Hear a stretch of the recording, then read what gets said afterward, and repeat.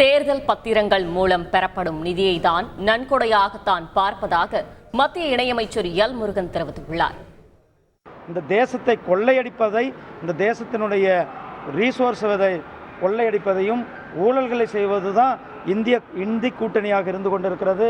உங்களுக்கு எல்லாம் தெரியும், 2G எவ்வளோ பெரிய ஊழல். அது குறிப்பாக நம்முடைய நீலகிரி தொகுதியை சார்ந்த திரு ராஜா அவர்கள் ஈடுபட்ட அந்த ஊழல் கேஸில் அப்பீல் நடந்து கொண்டிருக்கிறது உங்களுக்கு தெரியும். அந்த வழக்கில் என்னைக்கு கூட ஜட்ஜ்மெண்ட் வர்றதுக்கு தயாராக இருக்கிறது என்பதை தகவலையும் உங்களுக்கு சொல்லிக்கொள்ளுவேன். தேர்தல் பத்திரம் என்பது ஒவ்வொருவரும் அவர்கள் தாங்களாக முன்வந்து கட்சிகளுக்கு கொடுக்கப்படுகின்ற டொனேஷனாக தான் நான் பார்க்குறேன். தமிழ்நாட்டில் அப்போ அதிகமான நிதி வாங்கியிருக்கிறது திராவிட முன்னேற்றக் கழகம். திராவிட முன்னேற்றக் கழகம் அவங்க ஸ்கேம் செய்தால் இந்த நிதியை வாங்கினார்களா என்ற ஒரு கேள்வி திரும்பி மக்கள் கேட்பதற்கு ரொம்ப நேரம் ஆகாது. ஒயிட் காலர் ஸ்கேம், ஆகாயத்தில் ஸ்கேம் செஞ்சது யார், 2G ஊழலில் செஞ்சது யார், திமுகவை சேர்ந்த ராஜா.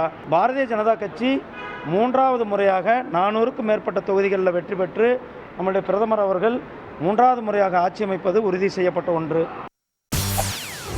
செய்திகளை உடனுக்குடன் தெரிந்து கொள்ள உடனே சப்ஸ்கிரைப் பண்ணுங்க.